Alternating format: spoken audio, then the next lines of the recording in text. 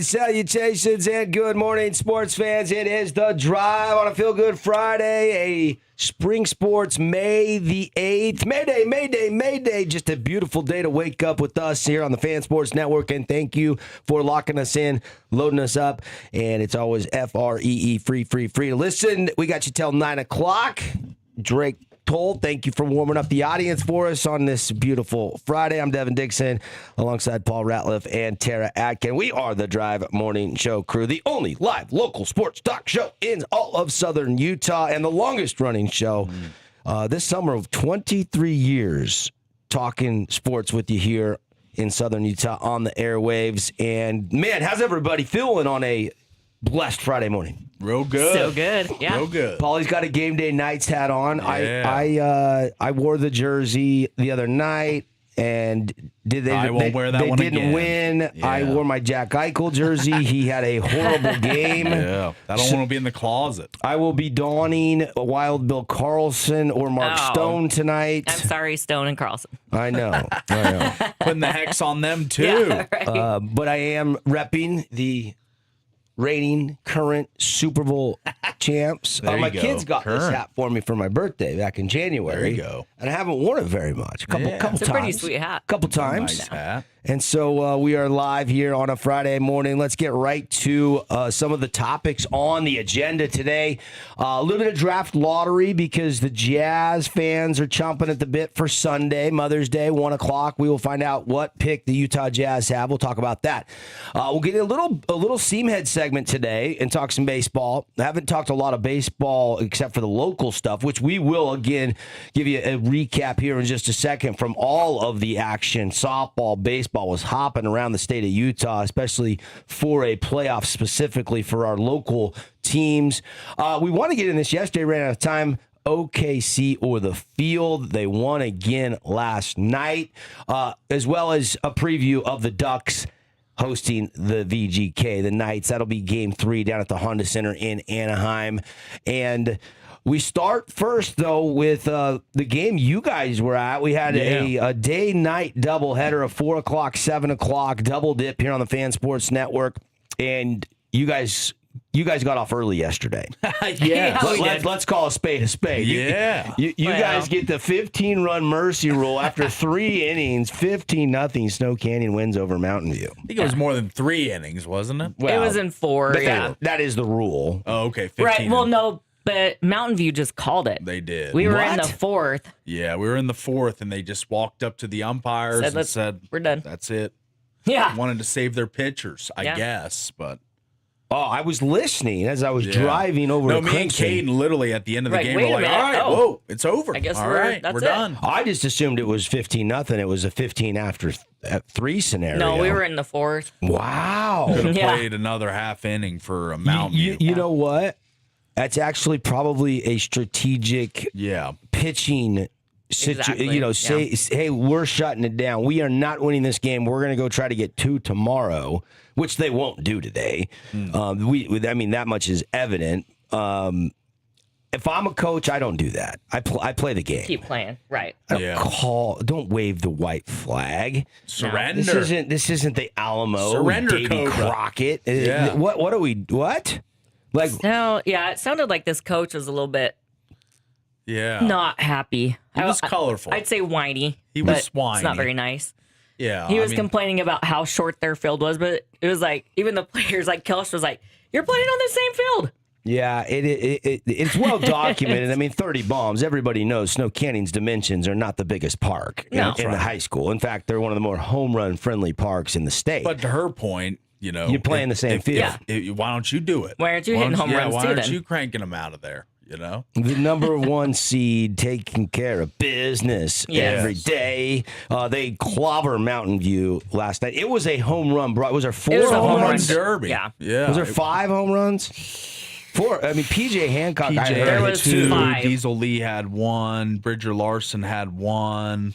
Hanson Did Hansen have one? Or no, he had that 2-run double, right? 2-run double. It looks like 4 home runs is what the Deseret News has. Yeah. So 2 for PJ, 1 for Diesel, 1 for Bridger. So, and I think we have some of the highlights from yesterday as, man, it was an exciting day to be a Warrior fan. You know, they had the pinstripe unis with the unity on the back. You could tell they were revved up for this one. And here we are. We pick it up in the bottom of the second as the Warriors begin their onslaught of the Bruins right here. For the Bruins, as they were able to get the pickoff. Bridger sending it back. It's going deep, and this ball is gone. Bridger Larson with the solo shot home run. That ball was absolutely tattooed out of here. Wow, what a swing by Larson. Sends a jolt through this crowd and stadium, and the dugout ready to get fired up as well as he's rounding the bases. This is one of my favorite things for Snow Canyon, as we see here, as he jumps into the mob. I love that. And another run on the board for the Warriors. It was a lot of multi-hit performances for the Warriors. They were BPing it against the Bruins yesterday.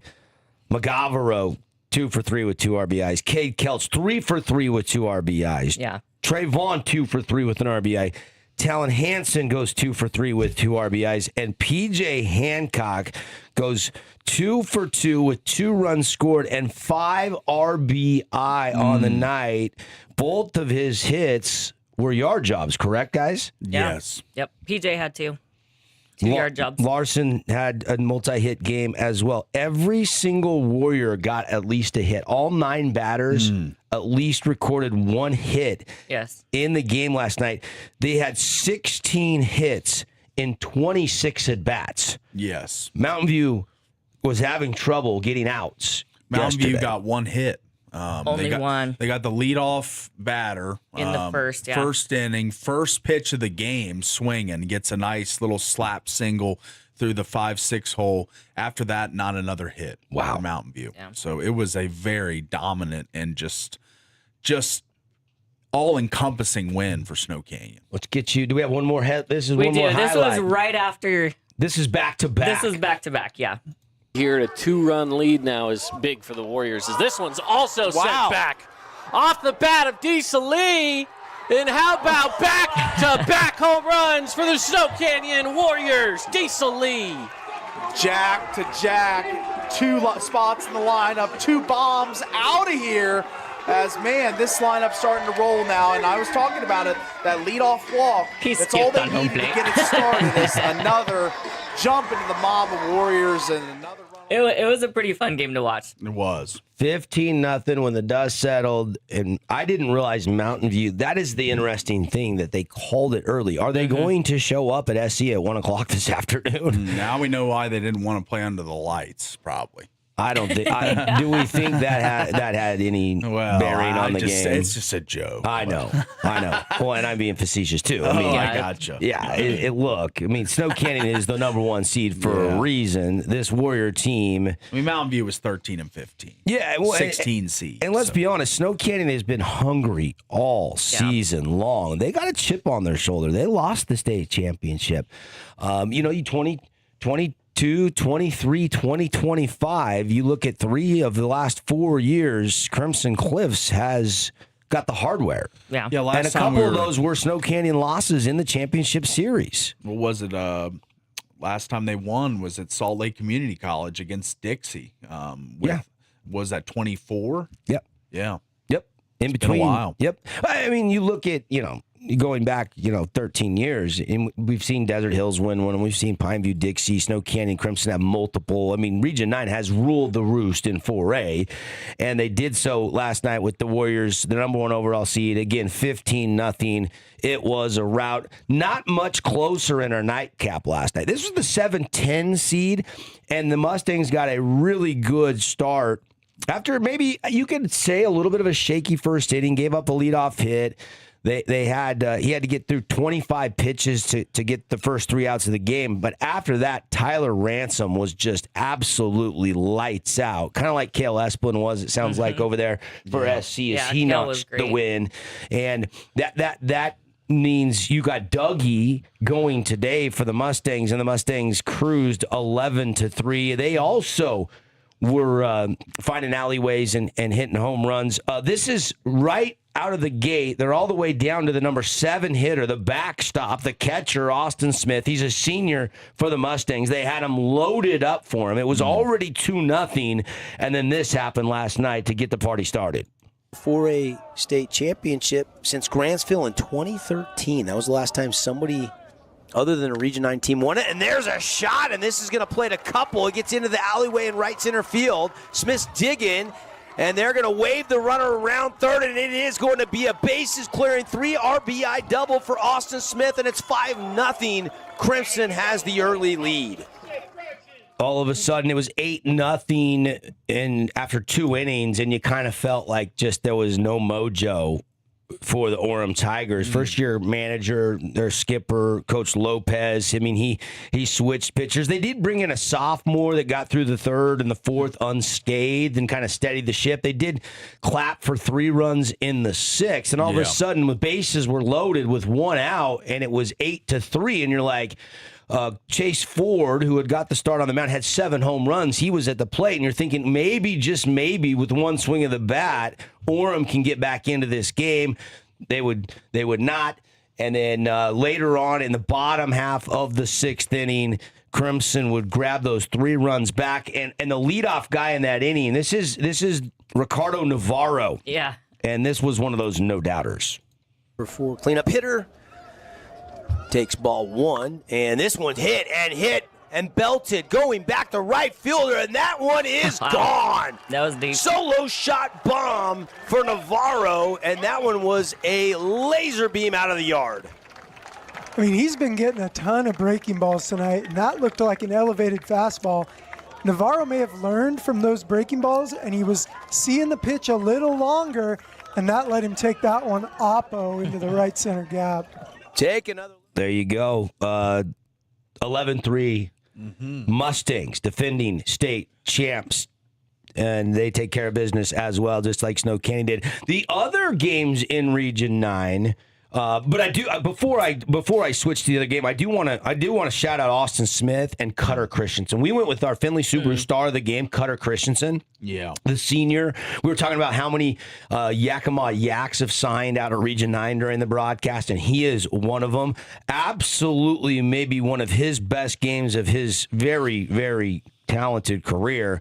Cutter Christensen goes 4 for 4 with 3 RBIs and 3 runs scored, and he stole 5 bases. Wow. And the X factor, it was him and Smith for our Star of the Game award. And Austin Smith, had that double, and he goes 3 for 4 with 5 RBIs. Wow. But the stolen bases is Kevin Cave, who was doing the game with me last night. Kind of that was the X factor that pushed us towards Cutter. And then, of course, that double that cleared the bases that got them a 5-0 lead early on in that game. We went with as our AWP Playmaker play of the game. So plenty of awards to go around. But those 2 guys in the middle of the 5 and the 7 spot for Coach Justin Abbott had a day, combining to go 7 for 8 with 8 RBIs between those 2 guys. So plenty of firepower for the Mustangs. Again, they win 11-3. Desert Hills trailed 5-0 yesterday. Yeah, that was kind of scary for him, I think. And we will have game 2 at 1:00 today of the Thunder. We did the Snow Canyon game, the Crimson game. We're going to jump over and do game 2 of Desert Hills to give you a little taste of all 3 series with our broadcast coverage, and then we could possibly have an if necessary game at either 4 or maybe even 7:00. The only way we would have a 7:00 if Orem won the 4:00 game. But Harmon Skeen hit his all-time Region 9 leading 14th home run. Yeah. Another guy named Austin Smith, but this one a 2017 senior, played at Pineview, had hit 13 home runs. That had been the Region 9 high mark since 2017. Harmon Skeen hits a 3-run shot yesterday, and that was his 14th home run of the season. Pretty impressive for the Air Force cadet commit. Yeah, you can see why he's going to the Air Force. Yeah. Because that academy is so hard to get into. You have to be pretty spectacular. Skeen goes 1 for 3 with that 3-run shot, and 2 hits for Briggs Fillmore, couple hits for Roa Wall, and 10 10 runs on just 7 hits. It wasn't easy as they get a 10-7 win. So the 2 seed takes care of Stansbury yesterday. And again, 12:45 pregame. Paul, you and I will be over there together. We'll be linked up today for that one over there at D Hills. Looking forward to seeing how that one plays out. The best comeback in the state baseball tournament yesterday belongs to Coach Chunner Nyberg and the Dixie Flyers. Yes. They were trailing against the 8 seed. They're the 9 seed. And they were trailing up there at Mountain Crest. And they come roaring back late in that game. They scored 3 runs in the 5th and then tie it and then score another one in the top of the 7th to win it. Then to get the 3 defensive outs to come back and win 6-5 and upset Mountain Crest in game 1 yesterday. Weston Gilmore 3 for 4 with 2 RBI. 2 RBI for Johnny McGuire. Jordan Andreas shot the door on the Stallions?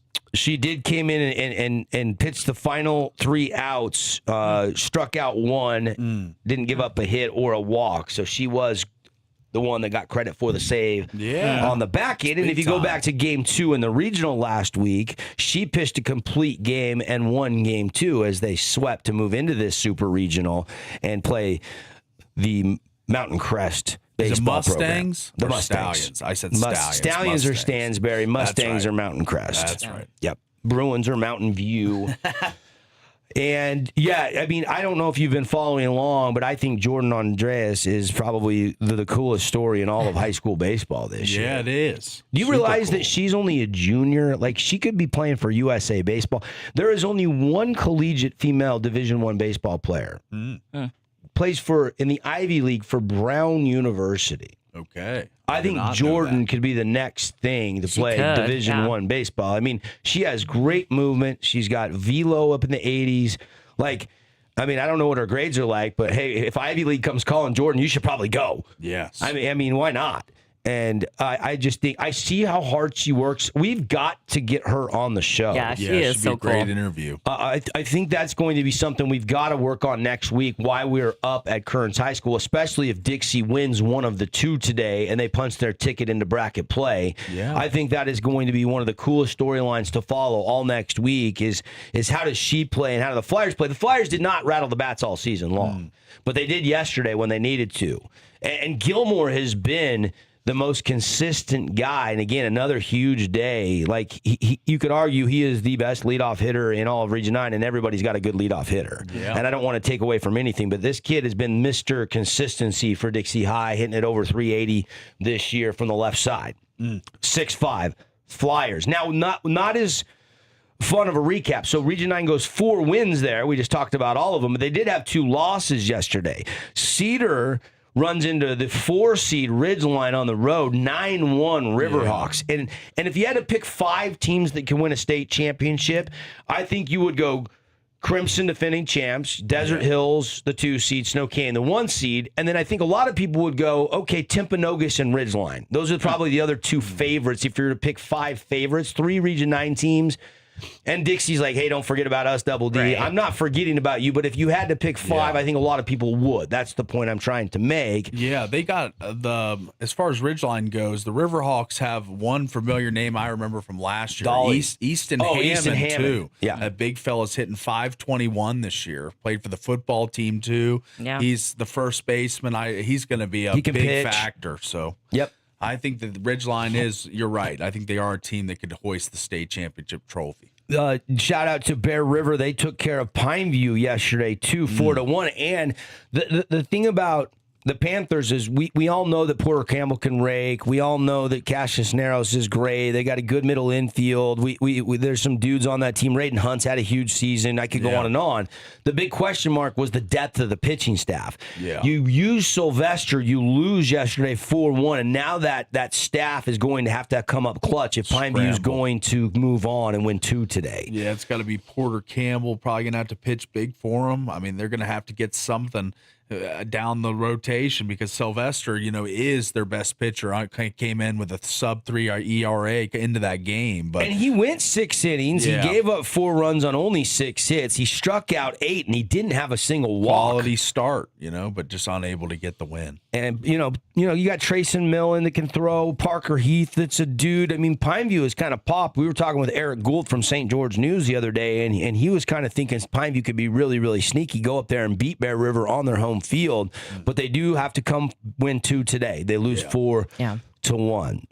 Softball, the 2 big storylines. I was at Crimson watching the 4th, 5th, 6th, 7th inning over there. Deseret Peak, the newest 4A school, this is their 2nd year. They're in the Twilla area. Kind of have similar color scheme as Desert Hills. And they were able to beat Crimson 6-3. And then I heard Bailey Lee kind of had an emphatic 3-run home run late last night. Yes. Riley Green, Lulu West on the circle there, and Desert Hills, who it's state champion or bust this year for the Thunder. They've lost the state championship in the title best-of-3 series 2 consecutive years. And now Riley and Lulu and all these seniors, Wybride, they've got a loaded. They're loaded with talent, but they do roll up on Stansbury yesterday. And so the top Region 9 softball team taking care of business in their super regional, just like the baseball team. And we will get a little bit of an update today in our Desert Hills baseball game because the softball game will start at noon. So by the time we get underway with pregame, that game will probably be in the 3rd inning or something. Yeah. And so we'll have some updates of the Desert Hills softball. Well, and I'll be over at the Crimson softball today as well. And I think that starts at 11. Are you PAing today? I am, yeah. By the way, 7-2 Desert Hills beat Stansbury. They're playing the same opponent as the baseball team. Other softball scores, Hurricane loses 5-1 up at Ridgeline. You had Dixie take care of Cedar in a Region 9 Super Regional. It was over at Dixie High. 5-3 was the final in that one. And Snow Canyon loses 12-2 to the number 3 seed in the bracket, the Uinta Utes, on the road yesterday. So those are your Region 9 softball scores. Do want to mention that the state boys volleyball, is it the 2nd round games today? Those will be up at Utah Valley University. So Mountain View is the overall top seed. They will have to deal with a Region 9 team in the 2nd round. Today at 3:30, they will play Cedar, the Cedar boys volleyball team. Snow Canyon is the 9 seed. They've got Timpanogos today. And then the other boys volleyball 2nd round state playoff games. Crimson, the overall 2 seed. This team is the team that everybody's looking at. If Region 9 can win a state championship, the Mustangs volleyball team is the favorite. They've got the 15 seed Stansbury. That's a 5 o'clock match today. And then Desert Hills is the 3 seed, and they take on Hurricane at 5 o'clock today. Pineview is the 6 seed. They'll play the 11 seed Provo. So winners will move on. They'll play today, and then they'll play later on games, and then they'll crown a champion. I think the semis and the finals will be tomorrow. So today and tomorrow, it's a 2-day event, and that will wrap up the boys volleyball 4A state championship playoffs. We'll see if maybe Desert Hills or Crimson or Pineview, they're all top 6 seeds, can get hot and go win a state championship. As for girls golf, the state championship wrapped up yesterday. Kate Walker wins her 3rd individual state championship out of her 4-year high school career.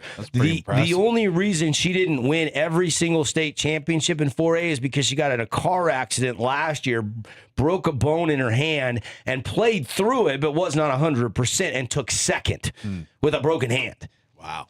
As Kate Walker shoots 4 under and then 4 under again yesterday, 8 under par.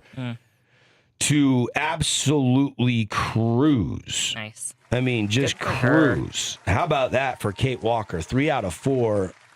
And she is committed to Utah Tech. Correct. Ding, ding, ding, ding, ding, ding, ding. Paulie gets the gold star for the day. So congratulations.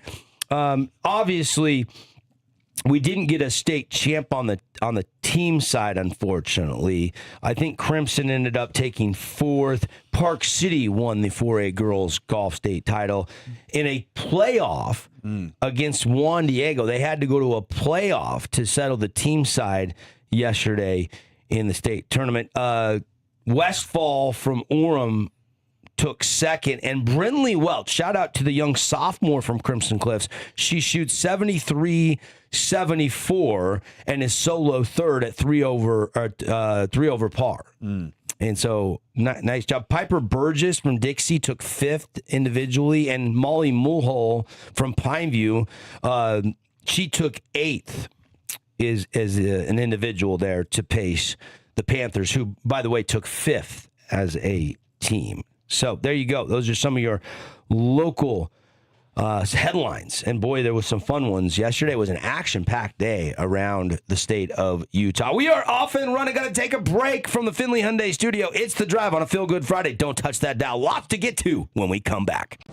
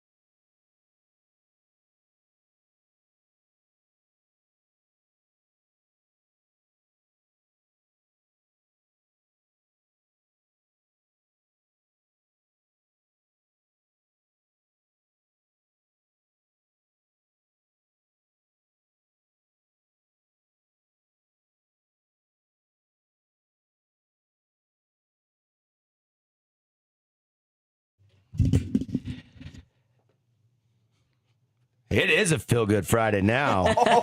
Yeah, it definitely is. We're jamming. Tear it I'm own DJ over here, devices. Black Eyed Peas? Yeah. That's a funky jam. I like that. It is good. I like that. I haven't heard that in a long time. Yeah.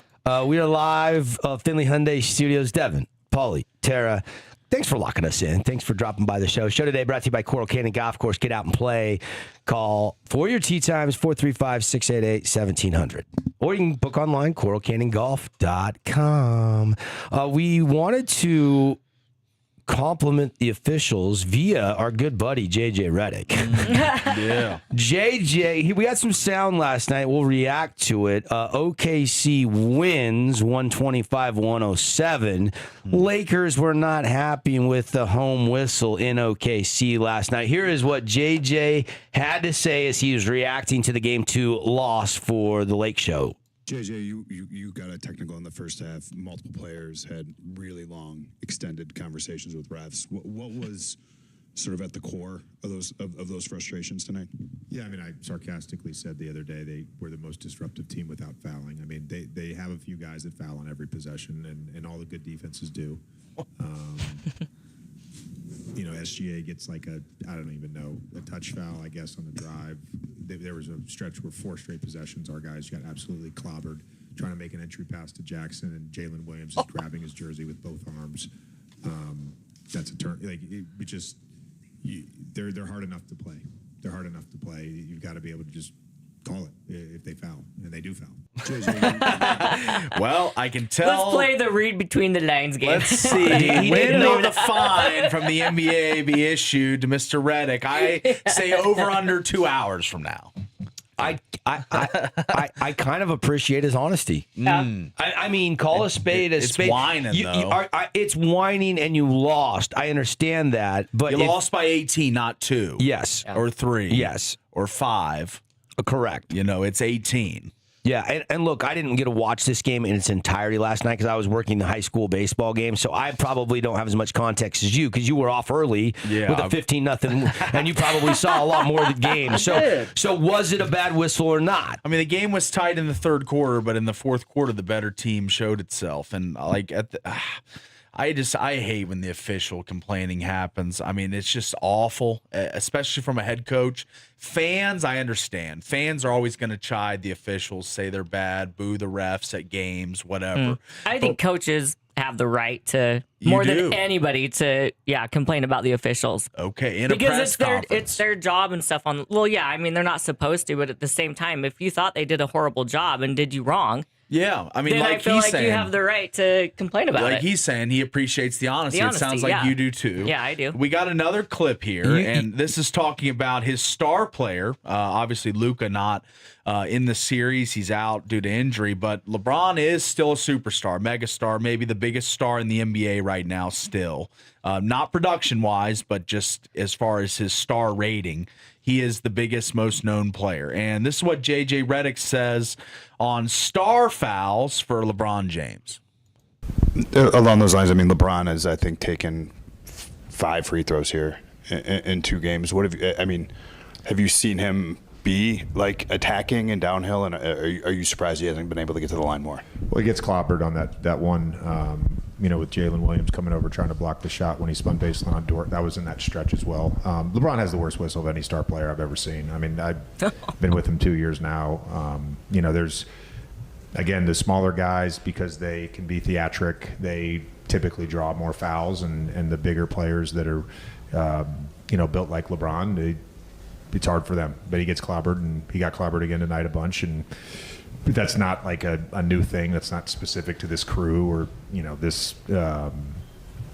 this series. He gets fouled a lot. That doesn't happen. I mean, guy gets hit on the head more than any player I've seen on drives, and it rarely gets called. So LeBron did have 23 points last night on 9 of 18 shooting, but he's expressed his frustration to the referees at several points inside the game too. Sure. Last night. At the end of the game, I noticed they were all huddling around the officials, all the Lakers with the officials, and they were like, what do we got to do to get a whistle? And then Austin Reeves actually voiced to one of the head ref. He called him the P word. He did. That's not. It's not great. That's not okay. When LeBron was asked post-game, from what I can gather here, reading between the lines, again, I was not watching this game last night due to the baseball games, but he said, we're just down 2-0. LeBron said, hey, what'd you think of the officiating? He said, we're down 2-0. Well, that's and more that's professional LeBron. than That's his head coach.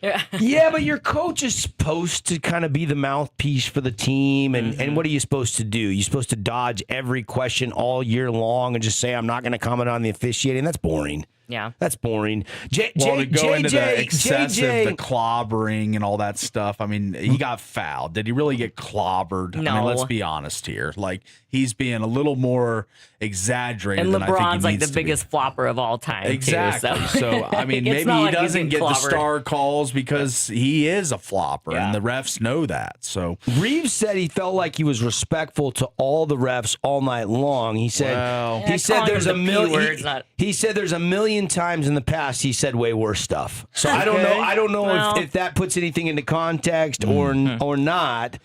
Weren't they jockeying for a position on a jump ball when things got a little bit out of hand there with Austin Reeves? Is that the play that? Well, we got the interaction with the ref. We can't hear what he's saying, but for all the lip readers out there, this is your time to take over. This is your time to shine.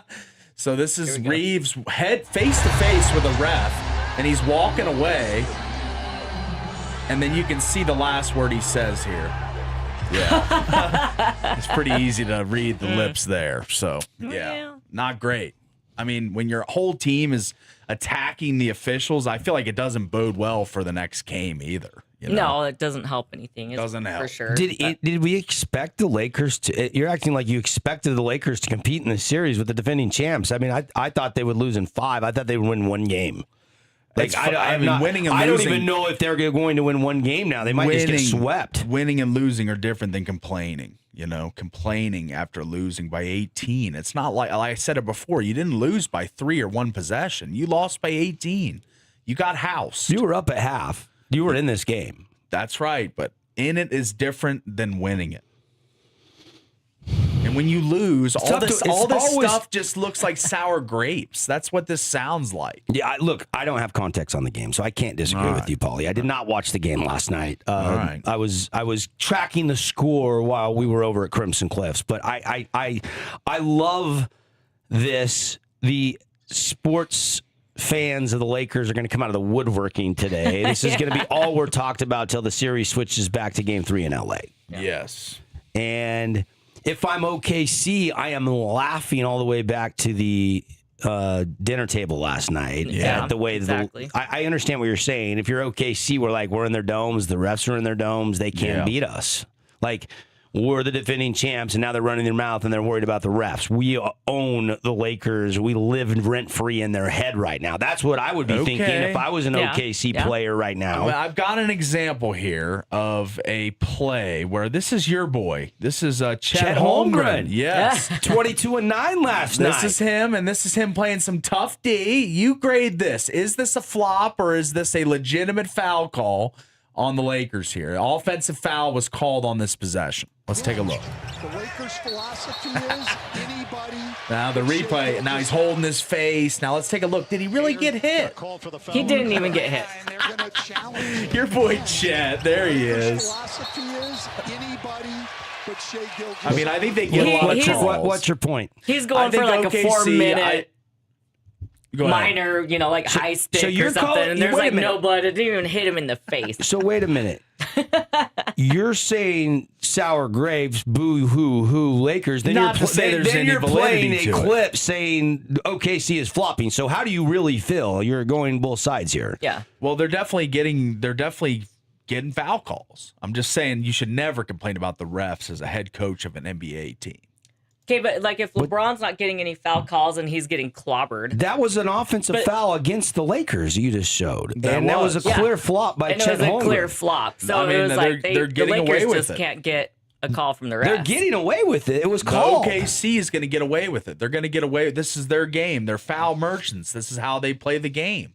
I don't think this is anything different than what they've done the last 2 years. After watching the game, do you think that the Lakers got a bad whistle last night? Gilgeous-Alexander draws the most fouls in the NBA in the regular season. There's nothing different in the playoffs. It's just how he plays. I'm not gonna side with JJ and his crying about the refs. Yeah. But just because but I played a clip where a guy flopped, that doesn't mean anything. I'm just saying. But I can see why he's mad at the refs because they call that flop. I know. And then they're not giving anything on the other side. But he can't get on the podium and say it like that. He can't. Because that's not going to help him. That's not going to help him. Think about the refs in the next game. You just shredded one of my counterparts, and now you want good calls from me? As an official, I think you have to stay clear of media and post games, and you just have to go out there and do the best you can. I mean, and it's it shouldn't a thankless matter. job. It shouldn't carry over. You have to do the best job you can. If refs are carrying grudges and coaches are carrying grudges, where are we going to get in this world? Not very far. Well, the coach is clearly carrying a grudge. He's fighting for his guys. Yeah. There's a difference between fighting for your guys, thinking you got a bad whistle. It does come off as sour grapes. I'm not going to disagree with you there. But you show that clip, and I'm like, well, that is a flop. That Holmgren is 6'11" and 230 like he clearly pounds, has a and point to be mad. He's acting like a rag doll. Falls like a sack of potatoes. And then holds his face like his nose is bleeding or something, and he didn't even get hit in the face. NBA players want to be actors and rappers, and all rappers want to be NBA players. That's just how it works. That's just two of the truths in life. Yes, that's right. All right, that's true. Lakers were called for 26 fouls. Thunder were called for 21, so 5 more fouls on the Lakers. Oklahoma City, 26 free throws. LA, 21. It doesn't, I mean, when I just look at it like that, it's not like it was 40-20 here. They shot 5 more free throws as a team at home. Yeah. That's kind of the norm. So when I look at that, I kind of tend to agree with you, Paulie, as much as you know I hate to do that. I know. Yeah, wow. But by the way, was Hashimura and LeBron are the only. I mean, Hashimura and LeBron are the most consistent Lakers right now. 16 points, 6 of 10. And Hashimura, another Gonzaga Bulldog, he said, hey, we can't control the referee, so we really can't do anything about it. We got to play through it. They're the defending champs. The refs give them respect, whatever. We can't do anything about it. We got to keep playing. I actually like Hashimura's take on this more than anybody else's after kind of looking at this closely. So how does Rui have more maturity than the head coach? That's my question. I don't know. Maybe JJ spent too much time on his podcast. He's just a little bit lippy. Yeah, he's a little soft, I think. I mean, you're going to get foul calls against OKC. I mean, that's what they do. I don't have a problem with JJ saying LeBron never gets the whistle. He's got the worst whistle of any star player I've ever seen. We always thought Jordan got the whistle. I do think because of LeBron's physical nature, strength, the time and effort in the nutrition and what he puts into his body, he can take at his age that abuse, and he is so strong. But I'm not going to disagree with LeBron not getting a whistle. He does get hit on the head a lot. I've seen it. I'm not going to disagree with it. I just think the timing sounds like sour grapes. I think that's what you're getting to is like you sound like a sore loser when the only thing you do and you lose a close game and they run away from you at the end and you kind of unravel and lose by 18 in a game that was, a point or two going to the fourth quarter and you collapse as you blame the official. That's what that's where I think fans are like, shut the front door. It's the playoffs. Buck up. Mm-hmm. Yeah, that's where I kind of fall. All right, we're rolling through hour number 1 on a Friday. OKC wins 125-107. They've got a commanding 2-0 lead. Detroit also in the East, a commanding 2-0 lead. They won 107-97 last night. When is Donovan Mitchell going to actually do something in the postseason other than just put up regular season stats? Like, is any Jazz fans wondering that? It's probably Harden was the reason they lost yesterday. 3 of 13? He had 10 points. So that's your Batman or Robin to Mitchell's Batman. Yeah. That's not good. Yeah, it's not like I'm not saying Donovan played bad. I know he had 31 last night, but Donovan doesn't have a title.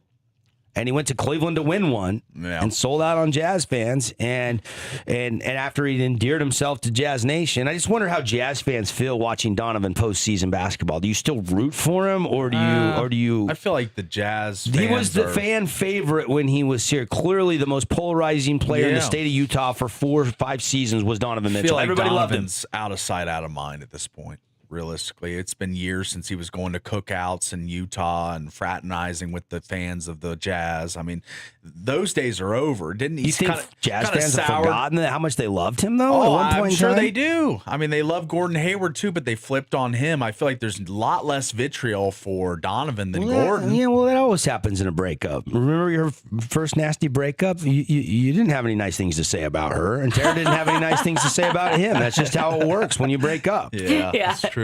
Come on now. But Jazz fans are like Donovan McNabb? What?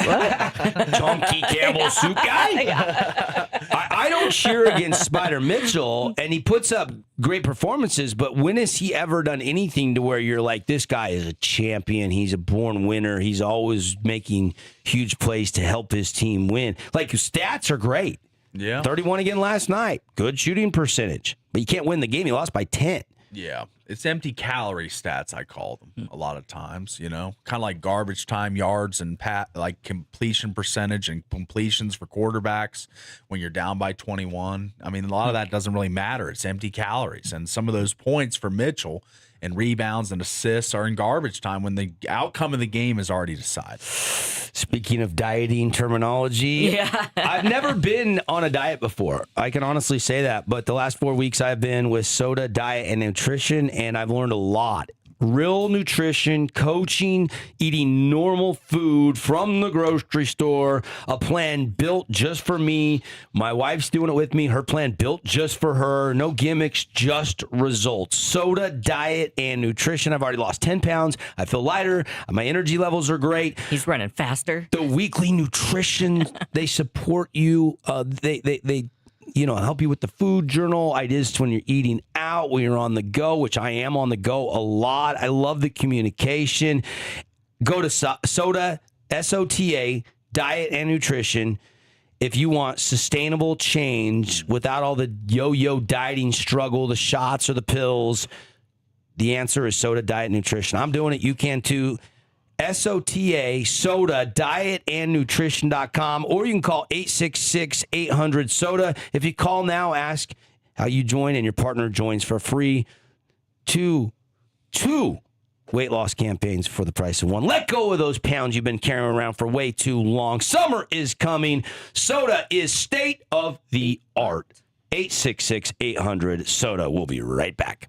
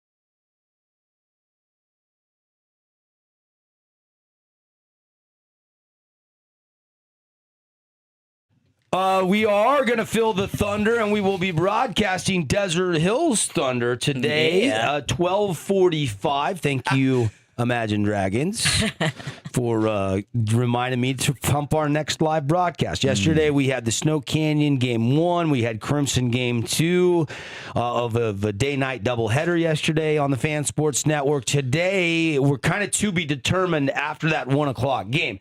Now, look, if say Desert Hills 10 runs and wins and we're done before 3 o'clock, then we could pack up, get over to Crimson, and maybe bring you game 2 of the Orem Crimson game. If not, if we can't get there by first pitch, then we'll sit around and see if there's an if necessary game. 7 game. And we could possibly be a 7 o'clock game over at Crimson Cliff. So kind of to be determined.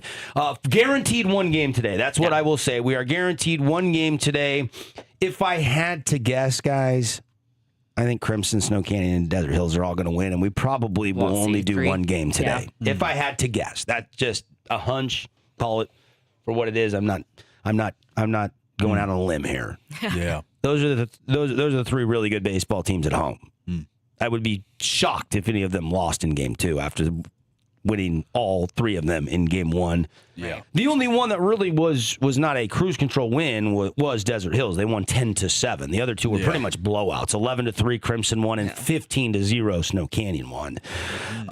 But you wonder what Stansbury's got left pitching wise and stuff, and we'll have that game 2 for you. So we will see. We'll get into the Ducks and Knights game 3 tonight. Pivotal game in this series tonight. Although we said this when the Knights played the Mammoth, and the Knights lost game 2 and 3. We're down 2-1 in the series, and then rattled off 3 wins in a row. But that was a little bit alarming what we saw in Vegas. In game 1, they didn't play well, but still won. In game 2, they didn't play well and just got hammered. Probably the worst playoff performance of the season for the VGK, and I was there for that game, and I will attest, nobody played good for Vegas. That's right. They looked disinterested. They had no puck possession. Carter Hart played good. Yes, I will give you that. He was the lone bright spot.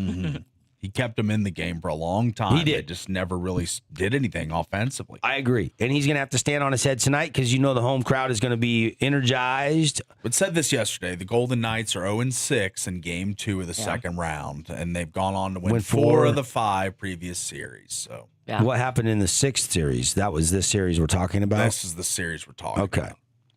Yeah, I mean, look, what is the line tonight? Is it almost minus 112? The Knights are minus 112. Slight favorite. Yeah, Ducks minus 108. You got to lean on that?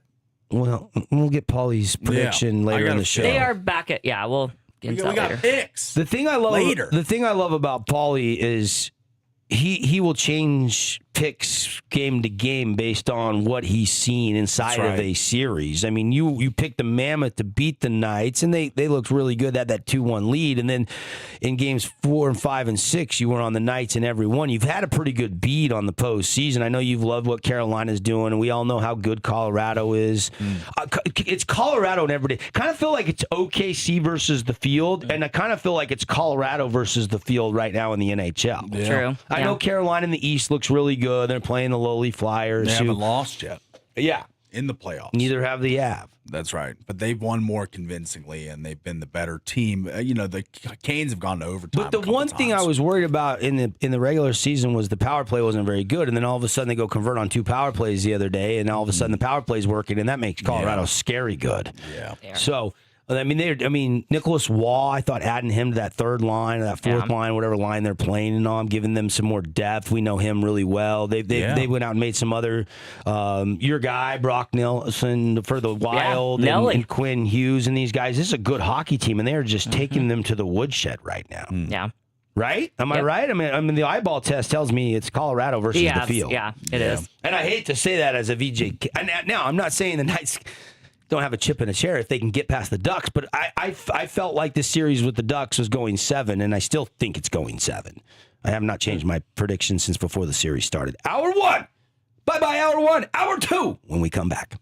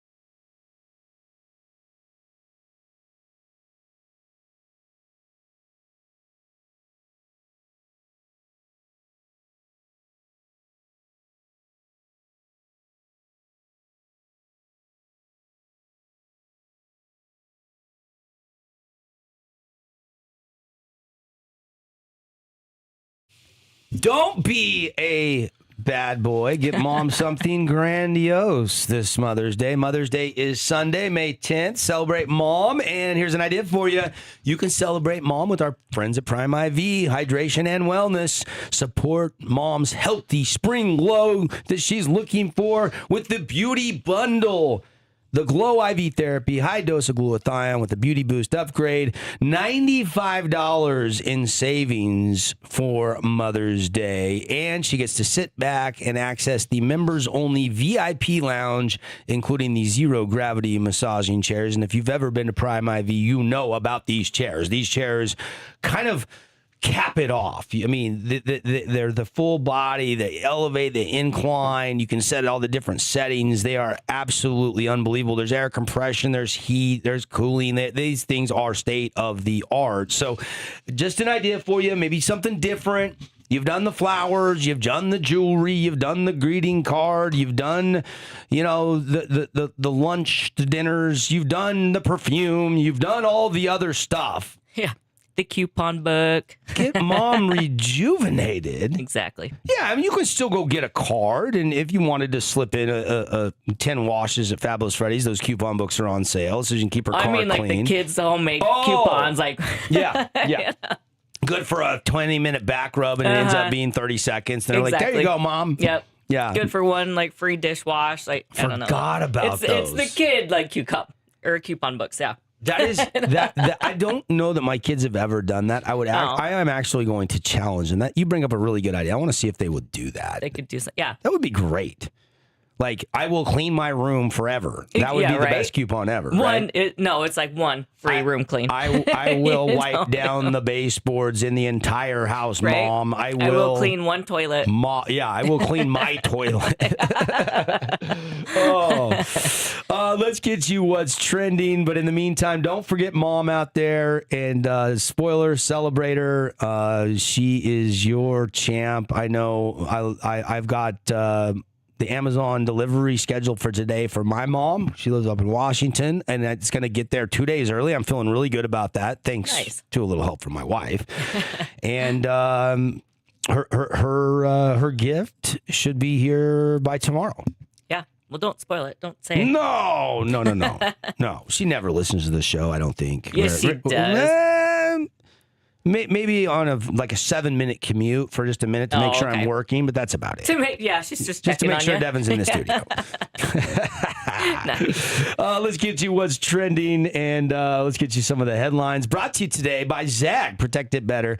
Get over to Zag. Maybe you want to deck out Mom's phone for Mother's Day. Get her new phone case, new screen protector, all that, and go over there to St. George, 1 Cedar City, Zag location. We're going to get you the headlines, and then about 8:20, Chunner Nyberg, head coach of the Dixie Flyers, come from behind 6-5 victory, is going to jump on the phone with us. So Flyer fans, baseball fans, stick around for that interview, but let's do it right now.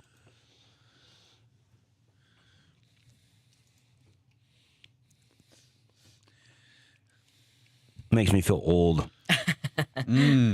The Jazz will find out their NBA draft fate Sunday, Mother's Day, 1 o'clock. NBA draft lottery held in Chicago. Utah tied for the fourth best odds to land the top pick. They have an 11.5% chance to land A.J. Devonza. The franchise has never, ever held the number 1 pick, and they picked second only once. That was in 1980. Can you name the Jazz player that they drafted number 2 overall? Number 2. He was a jumper. He was a leaping. Occur. Nope. Daryl Griffith. Daryl Griffith. Daryl Griffith was the highest draft pick in Jazz franchise history. He was number 2 in 1980. My dad loved Griffith. Oh, nice. The Bees, some local stuff here, had their rally fall short on the road. They lose to the Oklahoma City Comets. 6-5. What about the Bees? I mean, there's a potential we might take in a Bees game next week, right? Yeah, subject to scheduling, time and availability, right? With the state baseball tournaments. Sometimes we could have 1, sometimes 2. Sometimes Thursday we have 0 baseball games. If 2 teams stay undefeated through Wednesday, then Thursday is an off day, and the Bees are at home next week. They play the El Paso Chihuahuas. That's the Padres affiliate for TA. Yeah. The Chihuahuas. The Chihuahuas, There you go. Yeah. I don't think they're calling up Mason Miller for this series. I know, dang it. And I didn't get my bobblehead last night. You got one? No, I didn't. Oh, I it was wanted Mason one, but- Miller bobblehead night. But I was at Snow Canyon, which was probably better. Yeah. I think I enjoyed that more.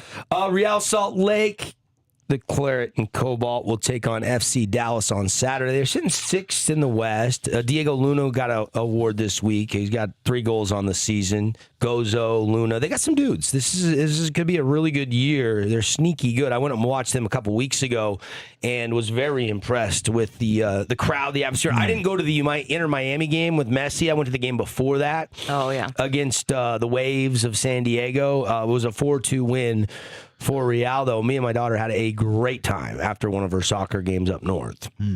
Broncos have signed 2 more members of their draft class already to rookie deals. They inked the youth they drafted yesterday, and then they added a deal with Justin Jolly and safety Miles Scott, 4-year contract. So they're busy signing dudes from the draft right now. Broncos obviously took a giant step forward the last couple of years under Sean Payton, post Russell Wilson. Bo Nix is the most popular. Is Bo Nix the most popular guy in all of Denver? Probably. Although the Rockies are actually winning some games this year. Yeah, I'd say Bo Nix probably. Still, yeah. Probably the BMOC of Denver. Him or Joker.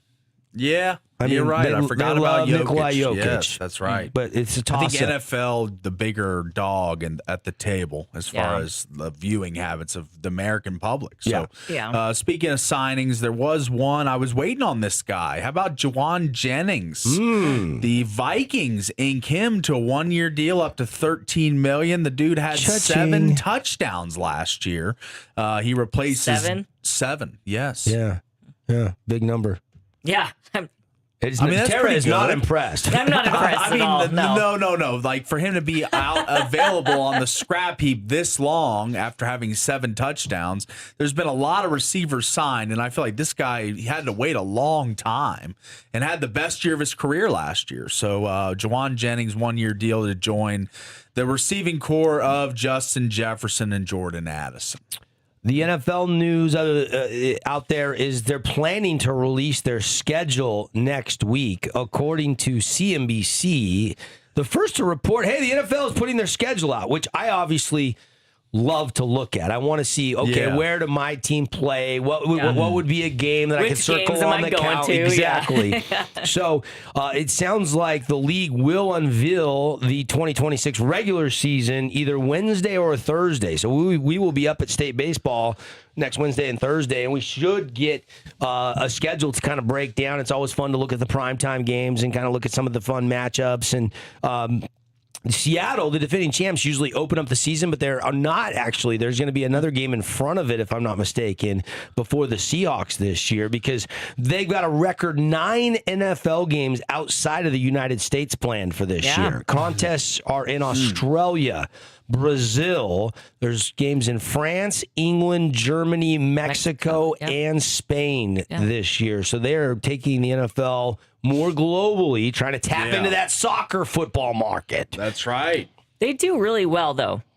Even across the pond over in Europe, it seems like those games are packed. It wasn't it interesting if you guys watched the draft closely? They had like the fan of the year for these international fans, and they came up to the podium, and you had guys with an accent like that love the Chiefs, and they have a fan club back in They're England. like French, and it was fascinating to see a few of those guys get up on the podium and announce the team's picks. And I think there was an influencer that walked through the streets of, I think it was Spain, when the Commanders were playing the Dolphins last year, and there was all different NFL jerseys, not just Commanders and Dolphins. There was Browns and Chiefs and Ravens and Seahawks. There wasn't a Brown jersey. There was. No. There literally was. So he's walking up to all these people saying, so you're from England, right? And or you're from Spain, right? And you're like, yeah. And he's like, why did you choose this team? And then, like, he just had all these people give the reasons why they picked their teams. And it was pretty interesting stuff, how people with no geographic connection to any team never in the been US, to the stadium, never been to the never been to the stadium, state, don't have a friend that's a really big fan. Like, it was interesting to see these people and how they develop the fanhoods when they're across the pond, you know? Yeah. A couple other stories. This one worth monitoring within the next game coming up. The Knicks are dealing with an injury to one of their key guys. According to multiple reports, OG Anunoby has been diagnosed with a right hamstring strain. So he's day-to-day.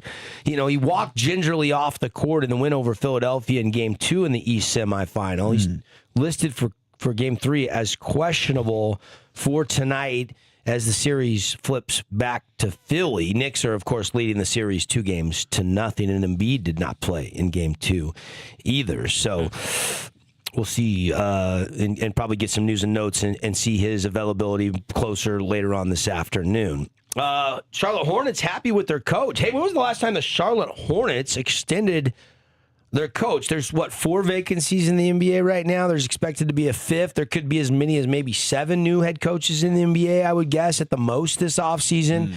But the Hornets are showing confidence in their guy after leading the team to a 25-win improvement. Charles Lee got a contract extension yesterday. I didn't see the details on the contract, but their GM said that he's done an outstanding job building the foundation. Of course, we saw the Hornets get eliminated by the Magic in the second Eastern Conference play-in game, and they haven't made the playoffs in 10 seasons. Is next year the year they think Charles Lee is the guy? As they give, I think it was a 4 or 5 year contract extension. Interesting. I got a really good one here. I can't wait. This is one we've all He won. warned us. This I know, is a really good one. Yeah, this Should I is a sit really or good one. should I stand? Yes. Yeah, Get, should we get get- on your feet. Get up at attention. Okay, yeah. We have the reason. Darren Peterson finally has an answer. One of the top prospects in this year's NBA draft spent much of his freshman season at Kansas trying to solve mysterious and sometimes debilitating cramping. But in an extended interview with ESPN this week, Peterson said a new round of blood work and other tests after the college basketball season led his team of doctors, to conclude that the use of high doses of Potassium. creatine. Oh, creatine. Created the cramping condition. Really? So, yes, this is what's being reported. He said it, quote, "I'd never taken it before going to college," he said of the popular supplement. But after the season, I took 2 weeks off. They did tests, which showed my baseline level was already high. So they said when I dosed, the process of increasing over time to get the maximum benefit of the supplement, it must have made the levels unsafe, which led to my injuries. So we finally have an answer. Okay. Wow. So no more creatine for Darren. Pretty good timing for those results to be released leading up to the draft lottery and the NBA draft next month. Well, I think it's very strategic by Peterson. 100%. Yes. 100%. I know somebody who has an answer for that Okay, let's get his answer. right here. This guy. This guy? How does your leg feel today? Oh, feeling good. So what happened to you? What happened? Just crap. Just a cramp? Just crap. So you told me what can you eat to help you make you feel better? Bananas. Bananas, yeah. Monkeys never craps. Eat bananas, You know, Peterson. monkey never crap. Yeah. Monkey never cramp. 2 bananas every day and you won't cramp. Pretty good. Well done finding that gem. Yeah, you look at Who you. was You're that? working overtime over there. Right? I am, yeah. Toronto Blue Jay player. Yeah. I got to earn that pay. Hockey, it's 1-1 going to game 3 tonight in Anaheim. We'll do a dive deep and give you a little bit more of a preview, some thoughts on that Ducks Knights game tonight later on in the show. We got Chunder Nyberg that's going to join us here in about 5-6 minutes. Yep. But after that, we will dive into this series. Do want to also mention Hurricanes are 1 win away from going back to the Eastern Conference Final. They got collected a win over the Flyers in Game 3. They still haven't lost in the postseason. They're just hamming the Philadelphia Flyers. They are. Yep. It's not a good matchup. And for the Sabres Flyers. are looking to take a 2-0 lead. They host the Habs tonight in Game 2. The WNBA season starts today. New York Liberty will host the Sun of UConn, the Connecticut Sun. Okay. And the Toronto Tempo will play the first game in franchise history. Did you realize that we now have the Toronto Tempo? I did not even know that was a thing. It'll be their first game at home against the Washington Mystics. I did know about the Mystics, yes. To round out the openers tonight in the WNBA, the Seattle Storm will face off with the Golden State Valkyries at home. Valkyries, that's a good name. The action continues 4 more games on Saturday, headlined by a finals rematch between the Las Vegas Aces and the Phoenix Mercury down in Las Vegas. I'll buy you your Trolley Sour Bright eggs. You like those quite a bit. I don't know if they're soda friendly, but maybe on our road trip. You know they're not. They're not, but still, you love them. I do, but I haven't had one in 4 weeks. If you can tell me what a Valkyrie is, I will buy you 3 bags of those. I'd have no idea. It sounds like a ancient It's like a times mythical creature. You guys are barking up It the right has tree. like claws, but it has wings. It's kind of like a winged wolf or I'm something. looking at a picture of it, the winged wolf description by Tara. It's very accurate. You're welcome. All right, you owe me. I owe But you I want nerd clusters. Nerd clusters. It shall be done. What is it about women and nerd clusters? They're just so good. I don't know. Tara actually hit me to the juicy nerd Yeah, clusters that actually have a little filling in the middle. They're They're good. unbelievable. Yeah, they're really good. I never tried them until she hit me to them. Show today brought to you by Soto Diet and Nutrition. Yes. Just a reminder there to let go of a few pounds. Go to sotadietandnutrition.com. You guys are killing me. I haven't had any sugar in 4 weeks. Oh. I mean, this is not fair. Stop it.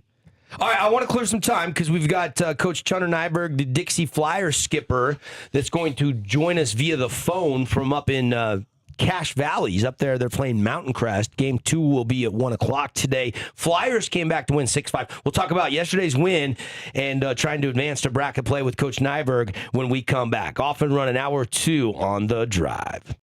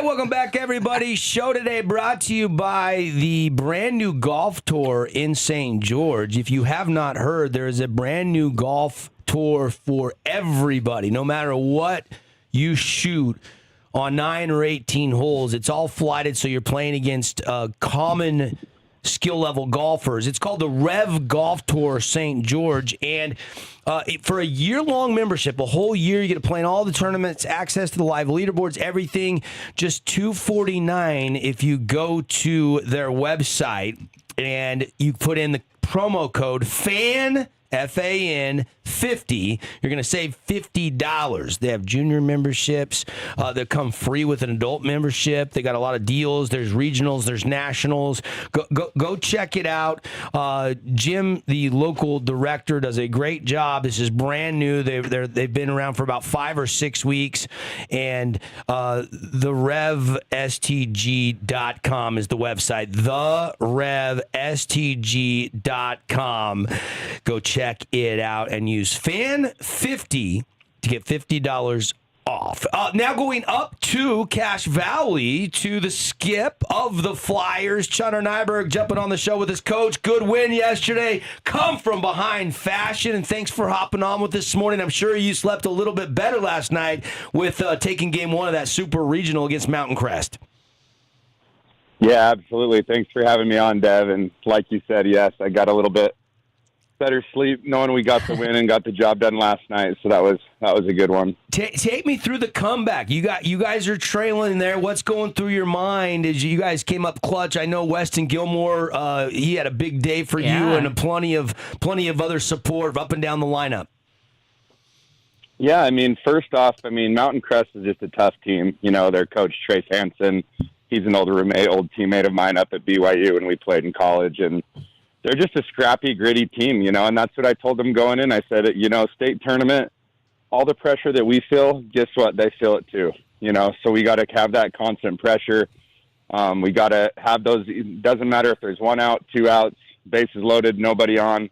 If we're applying that pressure and we're creating our situations to put us in a good spot to win, they're going to feel that pressure too. And, you know, I'm just so proud of them because we just played so gritty and so tough, and I can't even count how many times we were 1-2, 0-2, and we just found a way to get a hit and get the job done. So nice win yesterday. Just not willing to give up. Yeah, you know? 6-5. You take the lead late in the game with 3 runs in the 6th. You get the winning run in the top of the 7th. Good way to start the Super Regionals. I did not know you and Coach Hansen were old roommates. Was he so mad after the loss that he didn't let you take him out to dinner last night, Chunner? Well, you know, I'm sure he's a competitor like me, so a loss is never good. I know that. Coach, talk about your junior pitcher, Jordan Andreas, nailing down the bottom of the 9th when you guys had a slim lead there, but no looking back there from Jordan. She gets 3 outs and big outs for you to win that game. Yeah, Jordan Andreas is tough as nails, guys. I know I say it time and time again, but, you know, it was funny because Carson Hunt was actually throwing his best at the end of the game. I thought he threw really great the whole game. They put a couple hits together and did some things on Mountain Crest side, but Carson Hunt actually threw an amazing game. And that 6th inning, he came out and that was his best inning of the whole game, you know, and he had 10 pitches left. And so we're kind of sitting there and we didn't know if we should run him back out because he looked so good. And, you know, my gut was just like, give Jordan the ball. Are you dumb?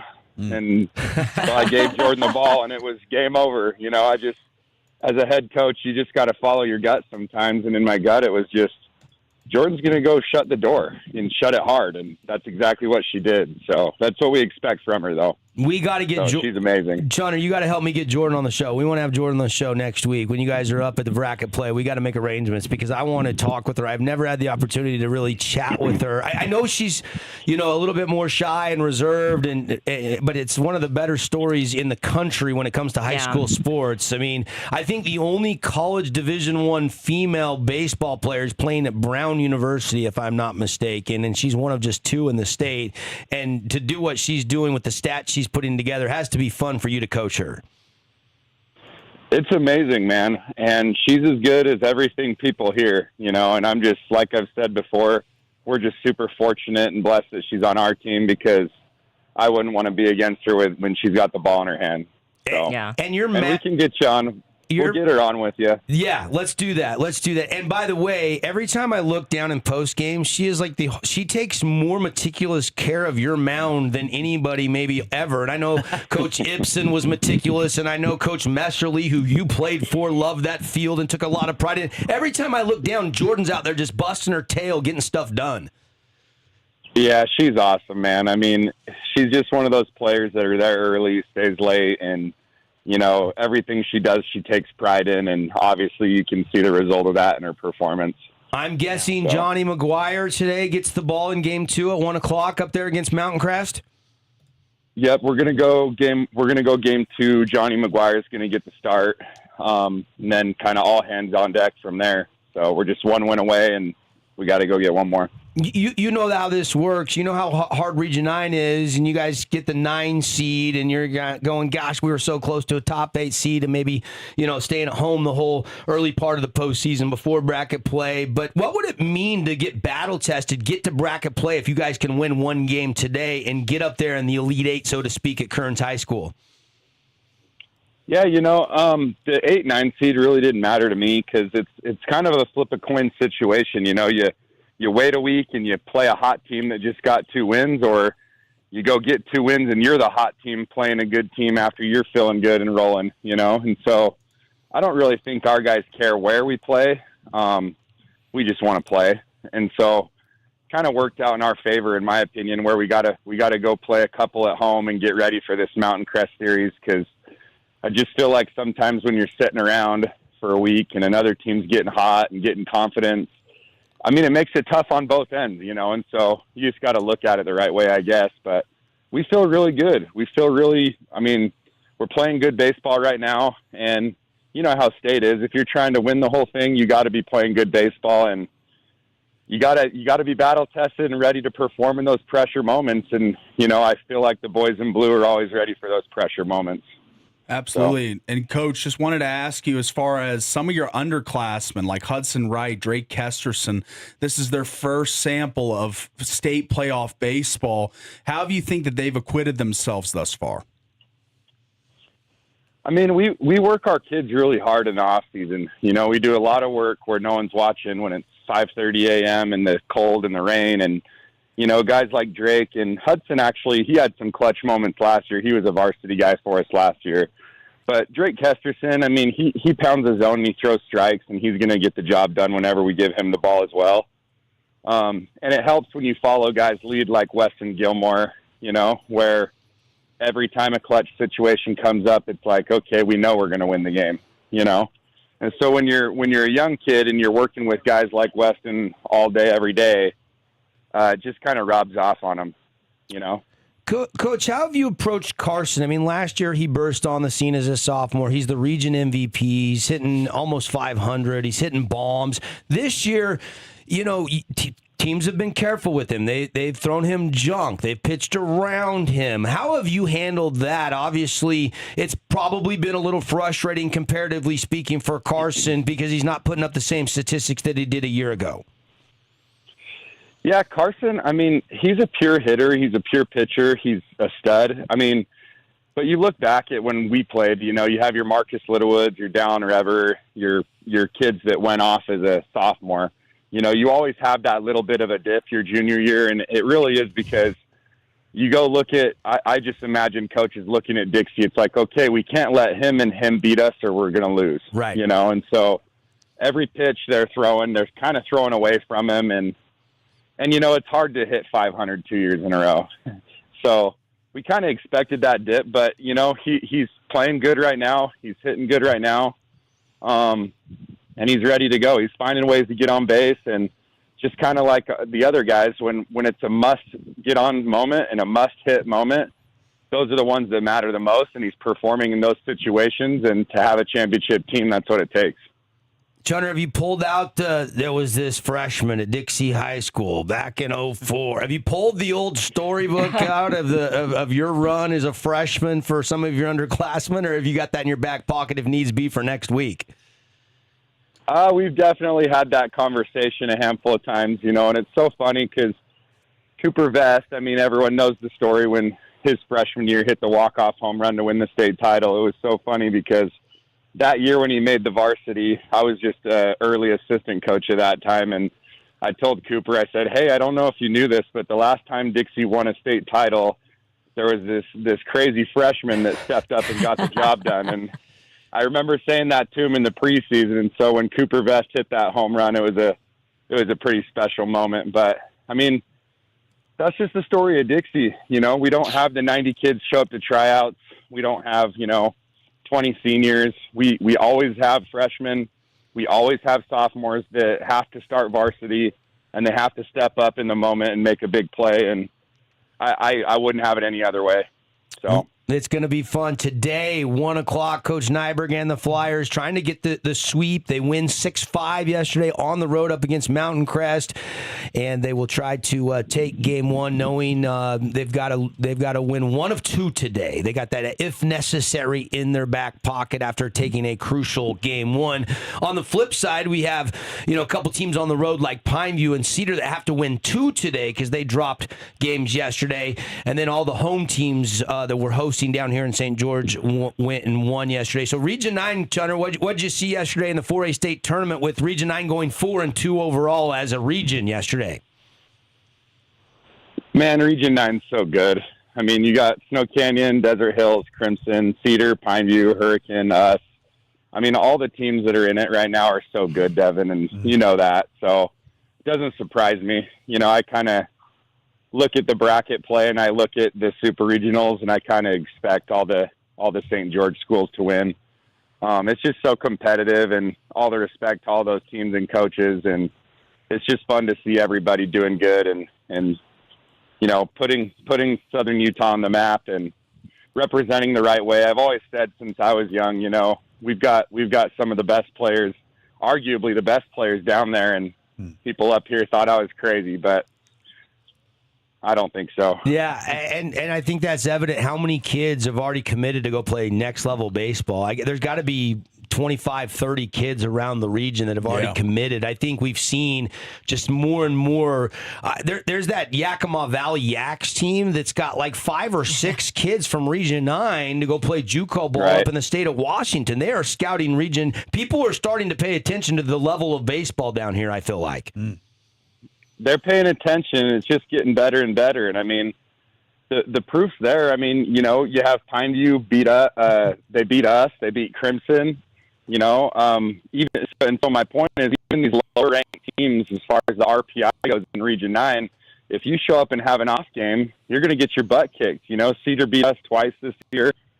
That's just kind of the story of Region 9. It's like, you don't get a break, and traditionally I feel like it's like you play a Snow Canyon or you play a Crimson and you're like, oh, now we have an easier game. And it's just not that way anymore. It's you have to be very strategic with who you're throwing when, because it's not like you have an off game. If you have an off game and you show up that way, you get your butt kicked. So Flyer skipper Chunner Nyberg live with us. He's up at the Mountain Crest Team Hotel somewhere up there in Cache Valley. Gracious enough to jump on with us. The Flyers win at 1 o'clock today. If you do what, Coach? What are some keys to get game 2 today? Just find a way. That's what I've been telling them. You just got to, at the state tournament, you just got to find a way. There's always a way out of every situation. We just got to find the way. And the Flyers will try to do exactly that today. We'll keep tabs on it. I'll be refreshing my game changer left and right. Coach, we'll be tracking that game, and good luck. Go get them, and thanks for stopping by, man. Appreciate you hitting us up on a game day in the Super Regionals. Yeah, thanks so much, Dev. All right. Appreciate you. Chunner Nyberg live with us here from up in Cache Valley. Interesting there. He's going up against his former BYU teammate when he pitched up there for the BYU Cougars and Trace Hansen. I did not realize that they were teammates. I've seen Coach Hansen coach. I know he's been there for a number of years, but I did not realize that they were teammates. So that's kind of a story within the story, so to speak, a little bit. And Weston Did you say BYU? Yeah. Yeah. Yep. Weston Gilmore is a dude. Jordan Andreas is the real deal. She's amazing. Yeah. Obviously, Huddy Wright's had a huge year. And like he said, it was interesting to hear Coach talk a little bit about Carson Hunt because he had to get the contact lenses during the season, had 20/35 vision. Since about that happened, he's been getting an uptick in production. And obviously, you heard Coach talking about his pitching performance yesterday. Even though they strung a couple together, he was really good, and he didn't want to take the ball out of his hand. And he went with his gut, and it paid dividends. That's right. With Jordan coming in and getting the save. Sometimes you got to go on feel, and he had the right feel there. All right, we'll take a break. We'll come back. We'll get you ready for the weekend. We'll preview more of the high school games. There's the volleyball, the softball, the baseball. We got the Knights and Ducks game 3 tonight. We'll get into that a little bit. Prediction Pauly. I want to get Tara's take on that one too. Do the Knights go duck hunting or not tonight in a pivotal game 3? I've got my Shea Theodore out, and we've got the rally towels ready to go. Go Knights, go. We'll see how it plays out tonight. We're back in a flash from the Finley Hyundai Studios.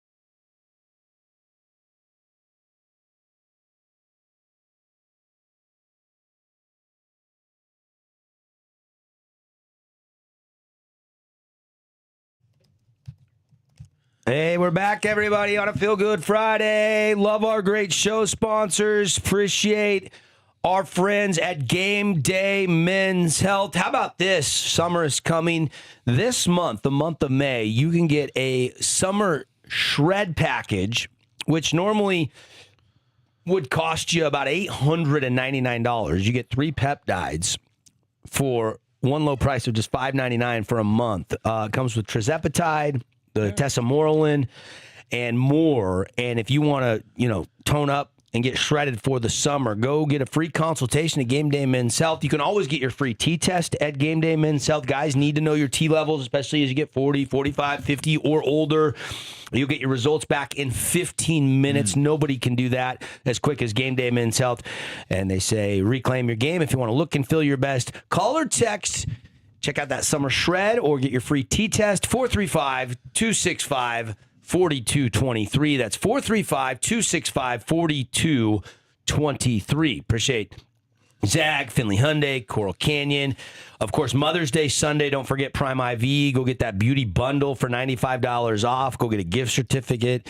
You could also get over to Wilkinson's. Maybe you should get some new chandeliers, some new lights, and really put some time and effort into that would be a good gift idea, too. So if you hear our sponsors, maybe your wife loves golf. Maybe you can get her a new Rev Golf Tour membership, our brand new sponsor. We're promoting the brand new golf tour in town, the Rev STG.com. If you use FAN50, you get $50 off. So maybe you want to sign up and sign your wife up at the same time. And you guys could go do that together. We need some more ladies. Tara is signed up and playing. I am signed up and playing. Paulie, we've talked about it. We thought about it, but he needs to get golf clubs You first. said there's people with like skill levels. I'm not sure we'll have people with my skill level. So well, if you actually played and practiced. Well, we're going to play this week at state baseball. Allegedly, Are you going to come play? I've heard that there's some round assembly. I wasn't sure if Tara was going to invite you. We're all taking our clubs up there. Let's go. Let's go. We will have some but time. we're not playing $1 per hole. I've heard that's what you like to do. That's no. Probably we'll play 10 a hole. 10 a hole. 10 a hole. 10 a hole. No. She doesn't want to play that. Man, appreciate Soda Weight Loss, Soda Diet Nutrition as well. Our great show sponsors. Jimmy John's, our highlight of the month, is coming up, and we'll have a bunch to choose from, and we'll ask for your votes. Make sure and go like us on Instagram and follow at the FanSN to see all the highlights we're putting out with our friends at Jimmy John's. Go get a turkey tom today, or maybe a unwich. I've been living on the unwiches. There you go. Because for lunch I need my protein, so I get double turkey. And then I'll do the unwich, so I get some veggies with the lettuce and the tomato. So I've been doing the unwiches, and they're good. I'm like 3-4 of those a week. They are really good, actually. I really like those, and they're very, very healthy for you as well. I'm not even on a diet, and I like them. Yeah, there you go. There you go. Make me feel better. Something came across my wire here that's interesting pertaining to Game 3. Okay. This is from John Ewing, who does data and PR for BetMGM Sportsbook. Okay. The Vegas Golden Knights opened at -115. They're now -110. On BetMGM. Oh, okay. Different books, but this guy's BetMGM. So they're now -110 on BetMGM. 45% of the bets. And only 30% of the money is on the Golden Knights. The Anaheim Ducks opened at 105. They're now -110. 55% of the bets is on the Ducks, and 70% of the money lies on the Anaheim Ducks tonight.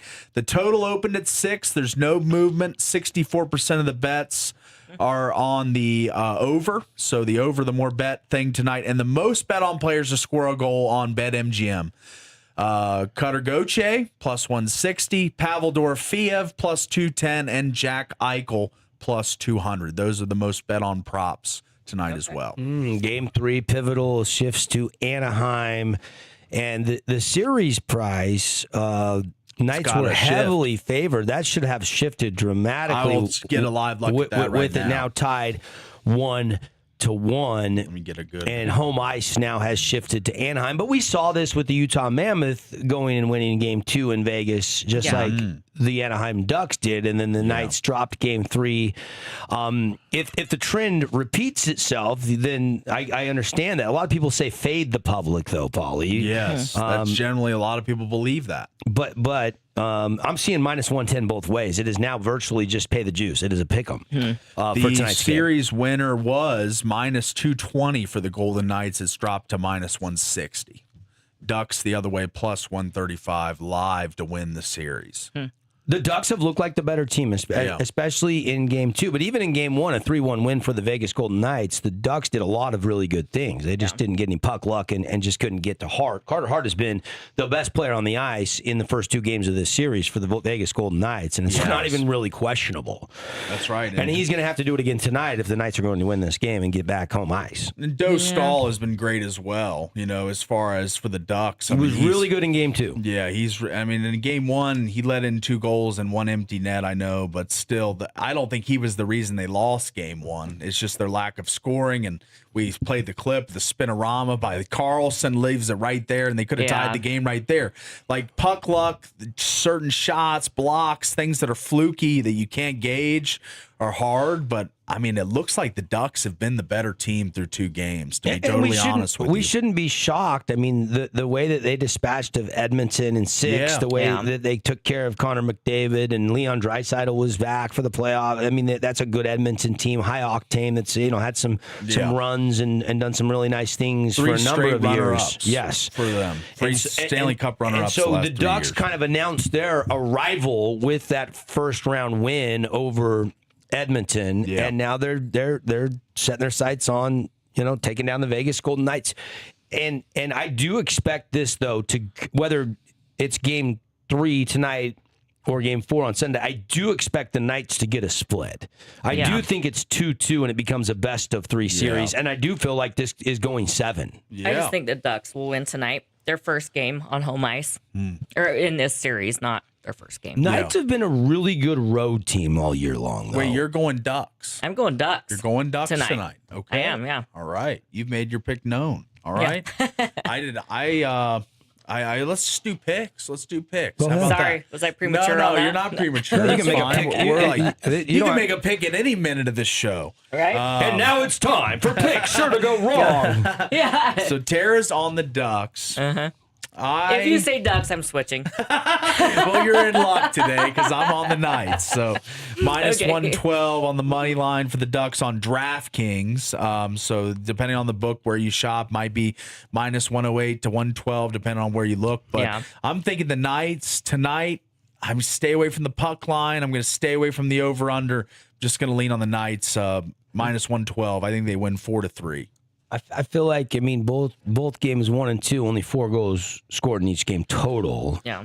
Yeah. The over/under Offense has is been 6.5. It's at 6 tonight, so it's dropped half a goal tonight compared to Game 2 where it was 6.5. Yeah, 6.5 on DraftKings. Two consecutive unders, and so you think the goals are coming tonight? I think they should come tonight. There's too many gunners on both these teams for them to be this quiet. Yeah, not a lot of high risk, high danger, not a lot of time in the zone, the offensive zone for the Knights. I do think they play better tonight, but I have no play on this game. If I were to make a play, I would take the under. Okay, the under. My lean would be the under. He's scared of the game, but he likes the total. You know who I will be rooting for.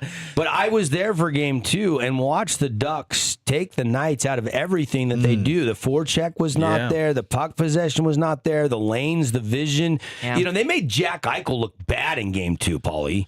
Like, that's as bad as I've seen Jack play. Yeah. And Marner. They made Marner look bad. Yeah. And sent him pizzas right up the middle. And it was horrible. And so it's hard for me. But this is the NHL playoffs, and each game writes its own script. So I do not mind your pick or Tara's pick. You guys are on each side of it. That's right. If I were to make a pick, I would always pick on the team that I root for. I would take the Knights.